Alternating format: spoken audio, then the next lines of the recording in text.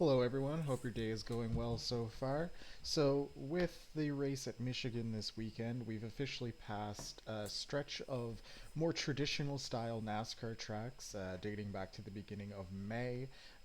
We've really only been racing on these intermediate tracks the last little while, starting with Texas at the beginning of May and culminating here with Michigan in the beginning of June. With the exception, of course, of the All Star race, which is obviously on a short track, but where it's not points paying, we're not really going to talk about that. So, going through the last few weeks, I think we've seen some of the more usual suspects winning these races. We saw Joey Logano win at Texas, Kyle Larson winning at Kansas, Ross Chastain took it at Charlotte. Had Ryan Blaney at Nashville and Denny Hamlin at Michigan. Of those, maybe you could say Ross Chastain was a little bit of a surprise. I don't think that Trackhouse team has been as good this season as we've seen in seasons past, but I do believe Ross Chastain is definitely performing above his equipment. Very talented driver. The team hasn't been quite as good as they have been in the past. So as we get into the playoffs, the bubble battle is starting to really heat up.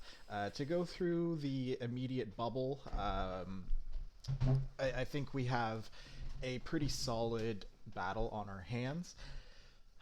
We have Bubba Wallace in 12th, who is plus 61. Now, I start with Bubba Wallace because when we get into 11th, there's a much larger gap. In 11th place, we have Tyler Reddick, who's 138 points good to the cut line.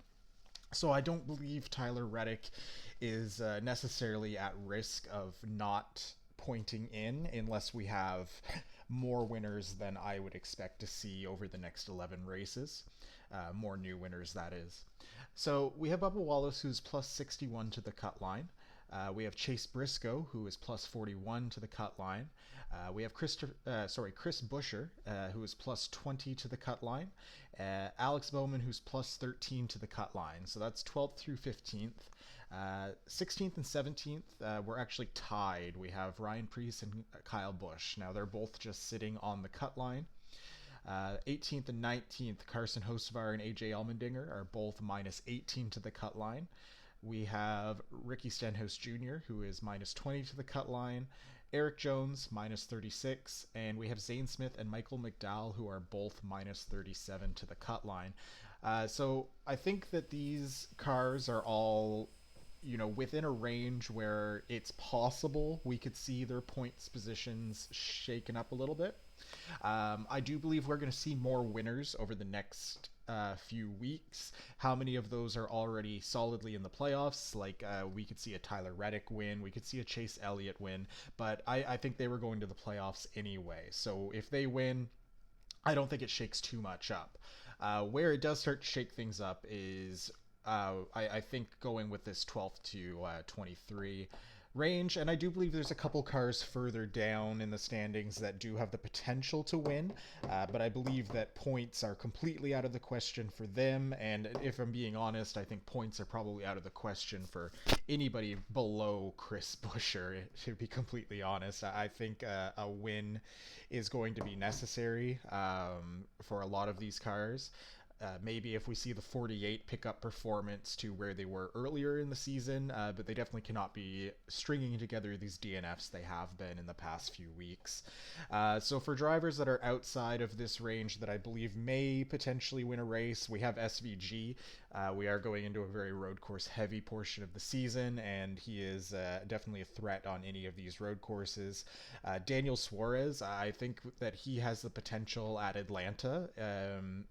We've seen him win there before, generally shows up and puts on a solid performance at Atlanta. I think he's also going to be quite hungry for a win this weekend at Mexico. It is a home track for him, and I think he would really like to see that one go his way. I'm not going to put it out of the question to see Ty Gibbs put something together. He is in a JGR car. They are quite strong. So far, though, I don't believe that we've seen enough of him to make to really say that he might get a win out of this. And then we also did see Austin Dillon win at Richmond last year. We do still have Richmond coming up in the next little while, so it's a possibility, but I just don't see the speed out of those RCR cars for Austin Dillon to put something together. Maybe a Kyle Busch could. I believe Kyle Busch is a more talented driver than Austin Dillon is, so it's definitely possible we could see something from him. But if I'm being honest, I don't see Kyle Busch getting a win in the next few weeks either. So that's kind of my look at the current cut line. I'm going to go into more in-depth videos breaking down the tracks coming up, or the style of tracks coming up, and how some of these drivers close to the cut line may perform at these tracks. Just to give a bit of a recap here, we have 4 road courses coming up in Mexico this coming weekend. The Chicago Street Course is coming up, Sonoma and Watkins Glen. We have 2 super speedways, Atlanta and Daytona. We've got 3 short intermediates, Richmond, Iowa, and Denver, and we've got 2 larger intermediates, Indy and Pocono. So we've definitely got a mixed bag of tracks. None of them the more traditional, 1.5 mile intermediates, or the more traditional short tracks either. So I think it's going to be interesting to see how drivers, particularly these drivers at the cut line, are going to perform going forward. So thank you for watching. I hope you join me for the next one, and have a great rest of your day.